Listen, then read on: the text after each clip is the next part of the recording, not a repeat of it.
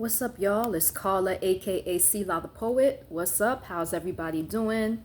Happy Sunday.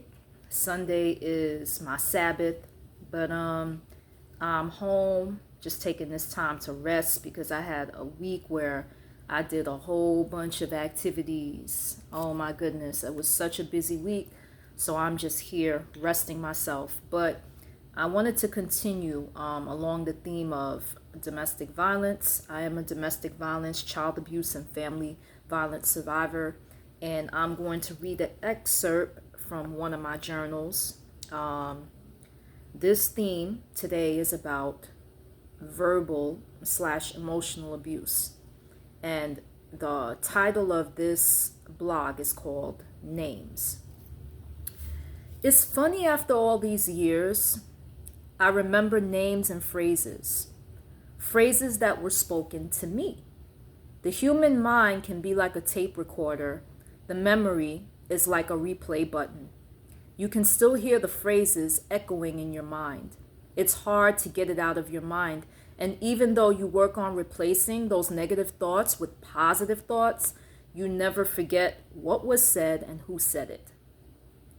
So, my father would say things like, I was stupid, naive, that I didn't have any common sense, that I always did things backwards, right? And then he would say the phrase, that's where I made my mistake when I started thinking. And if I did anything wrong, he would put a foot in my ass, or smack the shit out of me, or smack my teeth down my throat. He loved to say I was stupid like my mother, and loved telling me to shut up, right? And then my mom would say things like I was an idiot, a disrespectful, ungrateful, spoiled daughter who had it too easy, a bitch who she should have never let back into her house, who talked too much. She loved to tell me to shut the fuck up, and that when she did wrong, she would say the phrase, I'm sorry, but you. She always gave an excuse for hurting me. She rarely ever gave a true apology, and the apology always ended up being an excuse. And if I did wrong, I was a disgrace. So if I ever did something she didn't approve of, she would say, you're supposed to be so Christian, and then start to mock my religious beliefs. Okay? Then my ex-husband, I was a bitch who he never should have married. He would always tell me he didn't think things were working out. He used to tell me to get the hell out of, his face. Being married to me was like hell, I had a mouth, right? He spoke about sending me and my son back to God. So I'm just thinking about all these things that were regular messages, and more. And realizing that these words not only angered me, but they hurt me. And they were used as weapons, to control me and to degrade me, right? And then my sisters, I have two sisters, they would say things like I was a bitch, a drama queen, that exaggerates. And then they would call me a schizophrenic or say I was mentally ill whenever I would challenge their mistreatment of me. So over the years, I've been called so many names and insults, right? But the one I was called the most was bitch.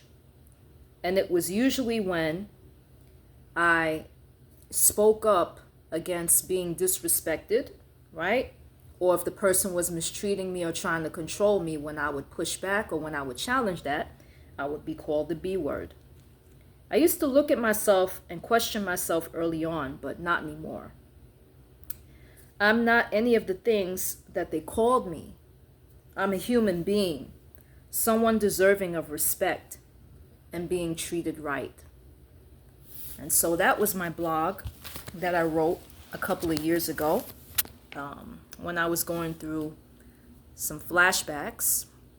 I let you guys know early on that I am a CPTSD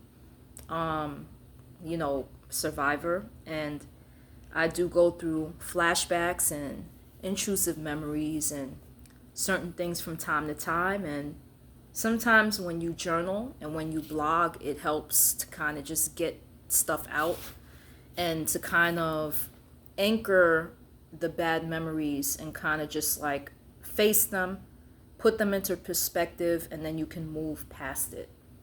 So, but yeah, so I was called a lot of names. You know, it wasn't just physical violence, it was a lot of verbal and emotional violence as well. And, you know, when you come from a background like that, it's like you have a lot of things that you have to unlearn. You have to try to learn how to respect yourself. You have to learn how to respect other people, not use profanity, not use, sarcasm, the type of sarcasm that just, where you're cutting other people down, for the sake of whatever. And, that's just, something that I wanted to share. Putting into perspective when you go through emotional and verbal abuse, it has an effect. It has an effect on your psyche. It has an effect on your mind. For some people, they get low self-esteem. For other people, you have to fight negative self-prophecies and negative thoughts and self-sabotage just to try to get those ideas and thoughts out of your head because they've been pushed into your subconscious or your, consciousness for so long. Anyway, I hope you guys have a blessed one. There'll be more content soon.